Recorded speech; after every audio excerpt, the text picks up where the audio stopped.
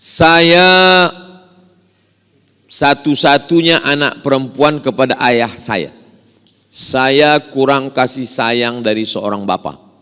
Sampai besar pun saya tidak berapa suka. Macam bercakap sama dia pun tak suka. Apakah ubat bagi penyakit ini? Balik dari sini, belikan makanan yang apa dia suka. Belikan kain yang paling elok. Belikan kupiah, topi. Apa dia suka? Dia suka cincin, belikan dia cincin. Belikan dia kasut. Belikan dia selipar. Bagi dia hadiah. Karena memberi hadiah itu menghilangkan penyakit hati. Sambung silaturahim. Walladzina jahadu fina, orang yang bermujahadah melawan marahnya, melawan dendamnya, lanahdiyannahum subulana, kami akan berikan. Ini bagian dari ujian hidup. Ada orang diuji kesehatan, ada orang diuji istri, ada diuji anak. Kebetulan diuji tentang seorang ayah. Adakah nabi yang diuji ayah? Ada.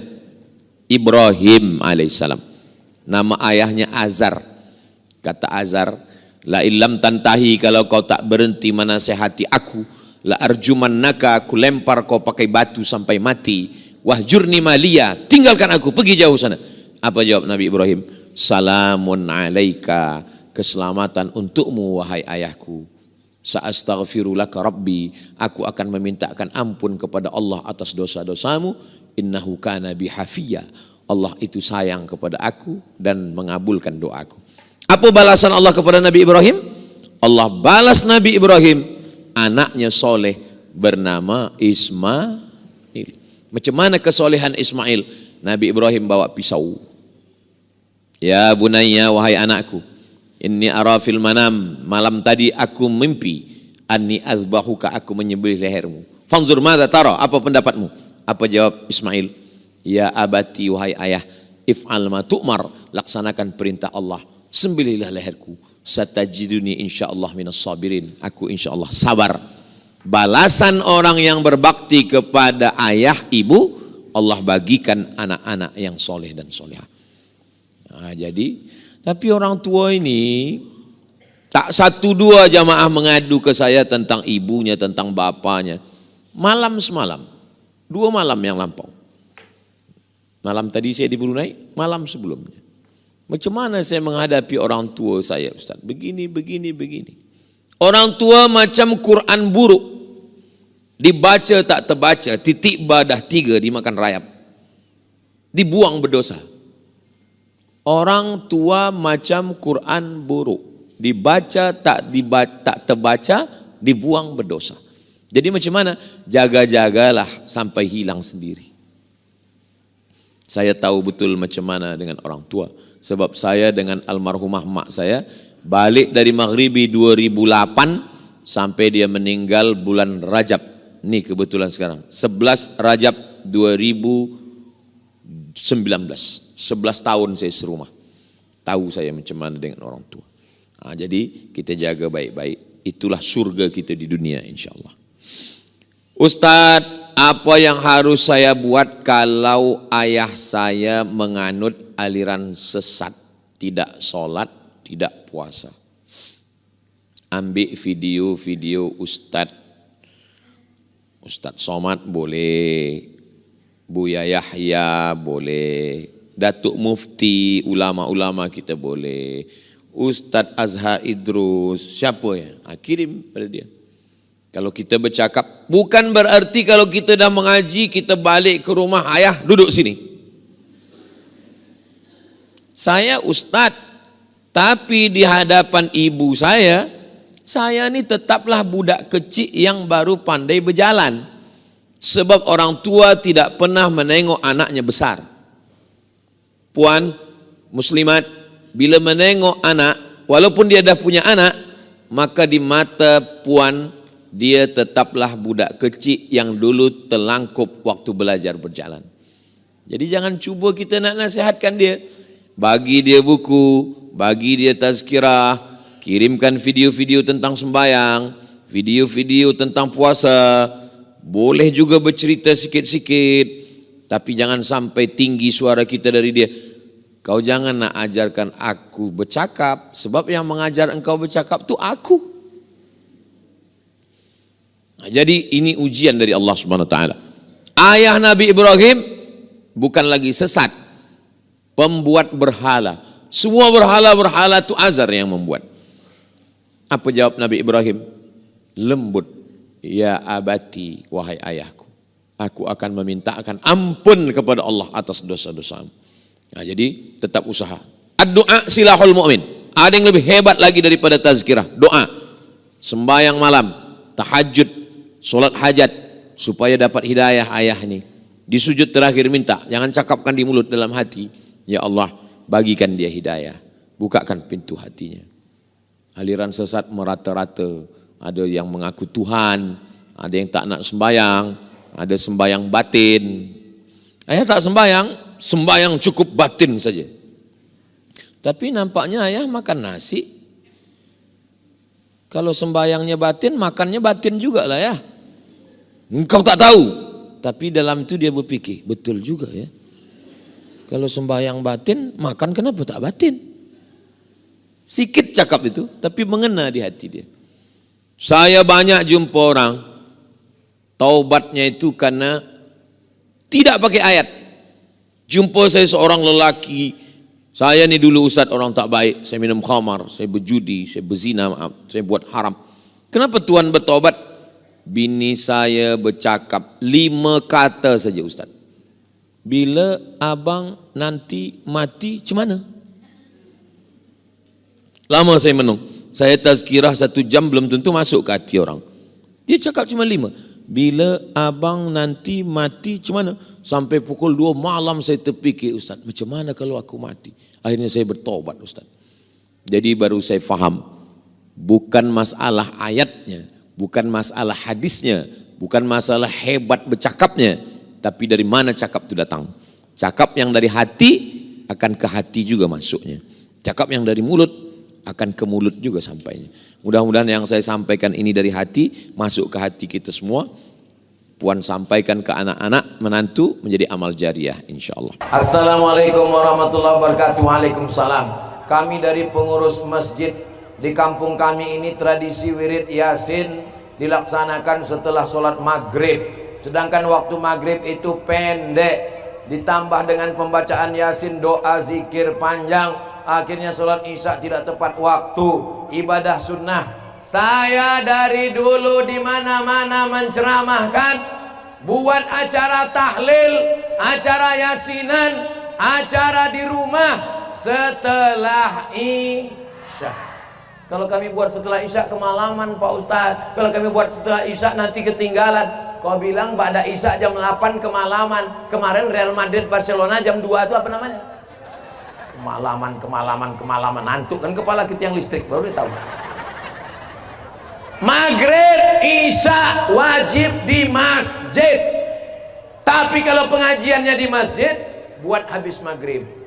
Tapi kalau wirid yasin di rumah, buat setelah isya. Itu kaedah dari Ustadz Somad. Kalau pengajian di masjid, buat setelah maghrib. Tujuannya untuk apa? Supaya jamaah sholat maghrib dan sholat isyaknya di masjid. Tapi kalau acaranya di rumah, acara kenduri, menyambut Ramadan, buka bersama, maka sholat dulu di masjid maghrib dan isya. Jangan gara-gara yang sunat, yang wajib tinggal. Orang yang lebih mementingkan acara-acara sunat daripada yang wajib, itu sama dengan orang pakai jas, pakai dasi, tapi tak bercelana. Tak bisa dia membedakan mana rukun, mana syarat, mana wajib, mana sunat. Mudah-mudahan masjid-masjid merubah tradisi. Sholat maghrib, sholat isya, bawa anak. Anak-anak tidak bisa disuruh ke masjid, ke masjid, ke masjid, ke masjid. Ayah tak ke masjid? Ayah udah dewasa.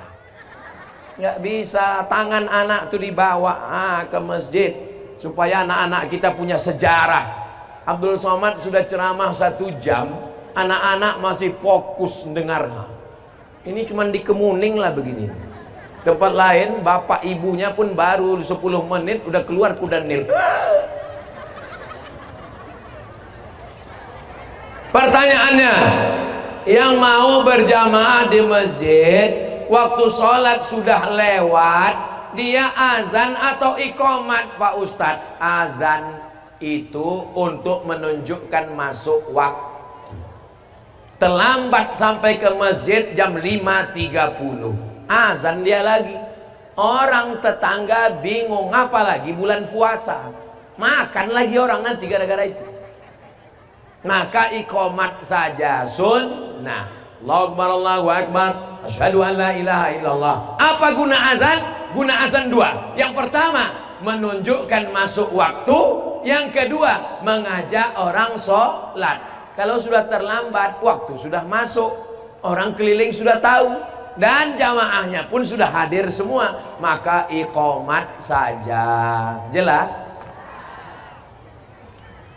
Apa hukum orang mengazankan jenazah di pemakaman? Ini jenazah, azan. Allahu Akbar, Allahu Akbar. Datang orang melarang, jangan azankan. Tak betul, tak ada dalam Quran. Memang tak ada dalam Quran. Jangan azankan, tak ada dalam hadis. Memang tak ada dalam hadis. Carilah hadisnya kalau ada. Lalu itu dalilnya dari mana? Quran, hadis, ijma. Yang keempat, qiyas. Dari mana? Qiyas. Kiasnya dari mana? Sebagian mazhab Syafi'i mengkiaskan waktu datangnya diazankan, maka waktu pulangnya juga yang mau buat silakan, yang tak mau buat tak apa-apa. Bapak Babinsa perlu tahu, Bapak Babin Kamtibmas perlu tahu. Kami kan bukan orang agama, kami kan bukan ustadz. Memang kalian bukan ustadz Pak, tapi nanti kalau terjadi keributan di tanah makam, kalianlah yang menjelaskan.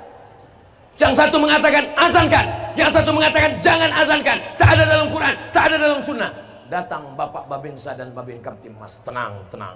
Ini sudah dijelaskan Ustadz Somad kemarin. Apa penjelasannya Pak? Aku pun tak ingat. Dalam Quran tak ada, dalam hadis tak ada, dalam ijma tak ada, tapi ada dalam qiyas. Kalau datangnya dulu diazankan, maka pulangnya pun apa maksud datangnya diazankan? Waktu anak ibu ini dulu datang lahir, bapak tuh azan apa tak azan? Anak saya lahir, saya mengazankan. Allahu Akbar, Allahu Akbar. Jangan kuat begitu, terkejutlah dia. Azan untuk anak lahir dengan azan untuk sholat bunyinya lain. Kalau untuk anak baru lahir, Allahu Akbar, Allahu Akbar. Ini sekarang banyak masjid ini terbalik. Azan yang mestinya manggil orang, dibuatnya azan bayi. Allahu Akbar. Maka yang datang pun bayi-bayi aja lah. Habis azan baru dia heran, kenapa bayi-bayi yang datang nih? Karena kau buat tadi azan bayi. Coba kalau azan untuk bapaknya. Ustadz yang azan, tak ada orang datang. Ustadz Somad yang azan, tak ada orang datang. Tapi satu hari lain bunyi azannya. Hayya 'alas shalah. Datang semua. Rupanya yang azan Kapolda. Kapolres datang, Kapolsek datang, Babinsa datang, Babin Kamtibmas. Semuanya menjawab, hayya 'alas shalah. Siap. Silakan Maulid Nabi Isra Mi'raj. Pasukan Palestina sudah siap.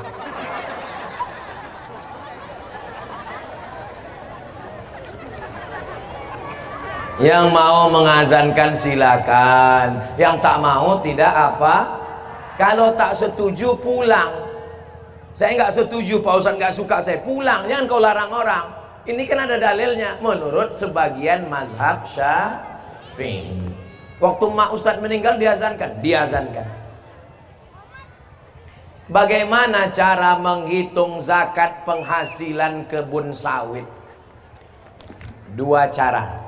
Cara yang pertama dikiaskan ke tanaman makanan. Nisabnya 520 kg beras. Kalau mencapai seharga dirupiahkan 520 kg beras, maka dikeluarkan 10% kalau pakai tadah hujan. Tapi kalau pakai irigasi, potong biaya operasional Tapi yang umum dilaksanakan bukan cara yang pertama, tapi cara yang kedua, yaitu dikiaskan ke barang dagang 2,5%. Berapa hasilnya? 85 gram emas. 85 gram emas itu berapa sekarang Pak Ustadz? 1 gram 1 juta. Sebetulnya harga emas 1 juta lebih, tapi karena kita udah lama kenal 1 juta aja lah. 1 juta kali 85 berarti 85 juta. Jadi kalau penghasilan sawit itu ditotal selama setahun mencapai 85 gram emas, 85 juta, maka dikeluarkan 2,5%. Apakah sekali panen Pak Ustadz? Enggak, dihitung setahun. Dari mulai kapan? Saya mengajak ngitungnya sebelum Ramadan. Saya berzakat sebelum Ramadan. Supaya apa? Supaya mudah ngingat, oh ini dah mau Ramadan, bagikan zakat. Kalau saya keluarkan tiap bulan, bagus. Sawit kau berapa hektar? Ya sejauh mata memandang lah Pak Ustadz. Kalau bapak sawitnya, saya nggak banyak Pak Ustadz, tapi cukuplah untuk 80 keturunan. Sekali panen berapa? Sekali panen saya dapat bersih 1 miliar Pak Ustadz. 100 juta, 1 juta 25.000, 10 juta 250.000. Kalau 100 juta 2,5 juta. Kalau 1 miliar 25 juta. Orang Kemuning yang rata-rata setahun 1 miliar, amin. Dari bunyi aminnya macam tak yakin. Orang Kemuning rata-rata sawitnya 1 tahun 1 miliar, amin. Di atas itu banyak, amin. Maka kalau 1 miliar keluarkan 25 juta, 2,5%. Jelas? Mudah-mudahan Allah memberikan kita rezeki yang berlimpah, keluarga kita sakinah mawaddah warahmah, kita semuanya istiqomah, kita semuanya mati husnul khatimah, masuk ke dalam jannah bersama Rasulullah. Yang belum ada jodoh dijumpakan dengan jodoh yang soleh dan solihah. Kuat deh. Yang bilang amin itu yang belum menikah aja. Ini anak udah 3, amin. Ala hazihi niyah, untuk niat yang baik-baik ini. Al-Fatihah.